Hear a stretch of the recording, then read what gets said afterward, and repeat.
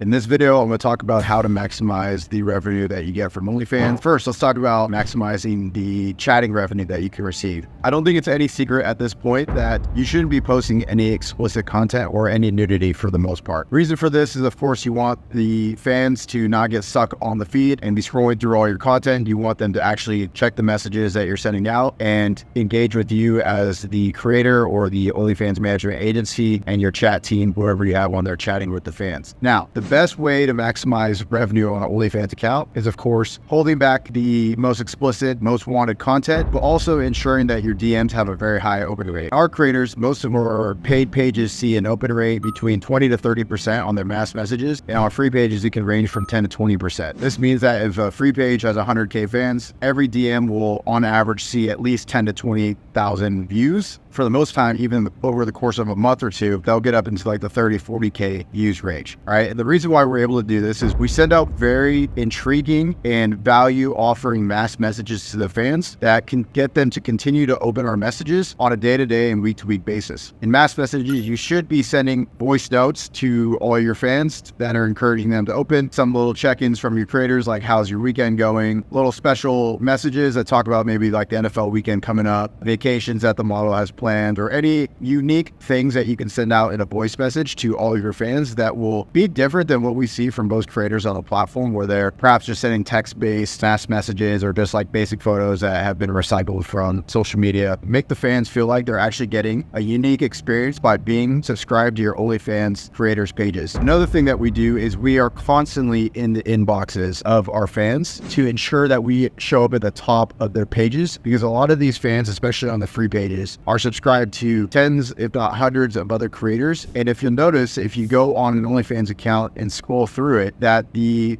messages that appear at the top of the inbox are the ones that are being sent most recently. Not only are our messages engaging and unique every time we send them out, we send out multiple per day to ensure that no matter how many creators this fan is subscribed to, we show up near the top as often as possible by making sure that we send out 3 to 4 different messages a day, at least, to the fan base, and keeping ourselves top of mind. The other portion of this is posting on the feed, which I think a lot of agencies and other creators are hesitant to do because they don't want to like diminish the renew rates that they see on their VIP pages, or perhaps they don't want to spam their audiences on a free page or whatever it might be. But really, like all other marketing, you want to stay top of mind as much as possible. So posting a lot and writing captions in those posts that are going to get fans to engage with your content and also want them to message you and check their DMs from whatever you sent out that morning or the night before or whatever it might be is really going to help increase the view rate on your DM. There's this huge misconception in the space that chatting ratio is like godlike metric that you should be looking at in terms of evaluating the chatting performance of your account. But from what I found,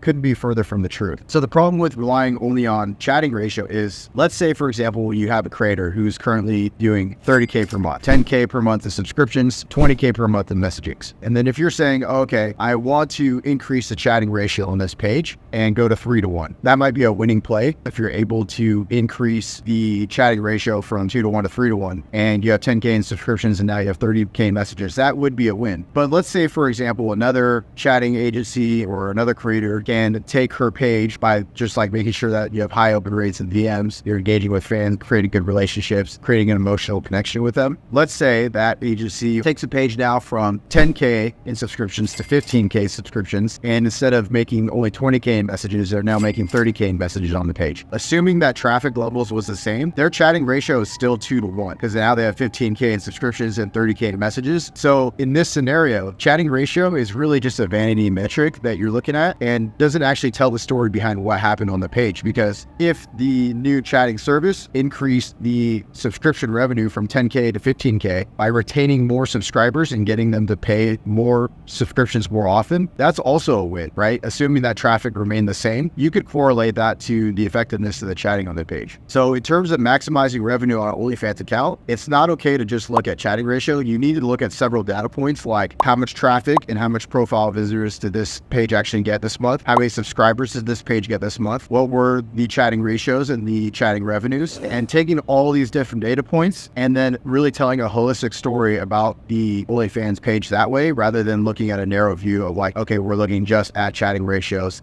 And this is how we determine if chatting performance was on point or not. Now, another thing is having 2 pages. I know a lot of agencies out there, like they tend to have a paid page, and then a lot of big creators like in the more explicit adult space like to have just a free page. In my opinion, you should be running 2 pages. The paid page, of course, is like the VIP catered experience. This is where you segment out your best customers and keep a better and close eye on them, ensuring that you can get delivered to them the best possible experience. But you also want to have the free page as a funnel point to catch as many people off of social media as possible. The reason why you want to do this is because a step from Instagram to an OnlyFans free page is still closer to becoming a customer than just keeping them on Instagram and losing the people who don't convert to the VIP page because they're not ready to convert for a subscription yet, or maybe they just like aren't that interested yet. But with the free page, you can give them a little sample and a taste, and you can continue to collect customer data on a free page in a much easier fashion because it's just a much lower commitment for the guys who follow you on social media, right? Now, you might say, oh, is having a free page going to lower the conversion rate on a paid page? Yes, potentially it might. Whatever drop that you might be experiencing from the paid page conversion, you're going to make up for it with what revenue you can get on a free page by having a dual income, a paid page income and a free page income. Free page income is special because you can not only monetize the fans who have a hesitation to join a paid page, but you can also sell ads on a free page. Ads in OnlyFans is extremely lucrative. If you have a free page with like 50K fans or 100K fans, these are coveted assets in the traffic space of OnlyFans. You see it all the time. Creators are selling GG promos to each other, feed post promos, story promos, mass DM promos. So our creators that have both a free paid and paid page get the highest possible experience in terms of paid page performance by having a free page, because one, they're able to get all the top customers into the paid page and segment them out from the time wasters, maybe some of the freeloaders or the guys who are just difficult to deal with, but also they get a free page revenue. So if worst case scenario, something happens to the paid page, they have the free page as a backup because they were able to collect the contact info essentially of the fan on both pages. And on top of that, if you have a large asset of a free page, you can make an additional 10 to 15K per month selling promos on this page. And that really gives you multiple streams of income for a creator and really shows you a way to maximize the earnings that you can get on an OnlyFans page. Now, the final thing I want to touch on in this video is where should you start? My opinion that you should start with a free page first, always, just because you want to get as many conversions as you can on the OnlyFans platform. If you're marketing on Reddit, for example, and you're posting in subreddits and somebody sees you for the first time, the likelihood that they're going to convert to your paid page right away is pretty small, because I think there's a rule in marketing that says somebody needs to see you at least 7 or 8 times. You need to have 7 or 8 touch points with them before they will turn into a paying customer. But what you're able to do with a free page when you're watching new creators is that you're able to quickly get them off Reddit and onto a free page where you're going to have a higher likelihood of being able to increase the number of touch points that you have with them. So let's say, for example, you're marketing on Reddit. They see you in a subreddit one time, they go to your link, they don't convert because it's a paid page. It's the first time they come across you. Now you have to find you again within a crowded subreddit where there are thousands of other creators marketing themselves and 100,000 other members in there that are scrolling through the posts and whatnot just to find your post. Because if your post is posting in a 100,000 member subreddit, the chances that it's going to be shown to that person, again, is very low. It's not as strong as what you would have on a free page. But also you're just competing with a lot less people to get eyes from that customer again and get them to ultimately convert to either your VIP page if you want to funnel in there, or just convert directly on OnlyFans on the free page via chat. So knowing this 3 things, how to look at the chatting ratio, the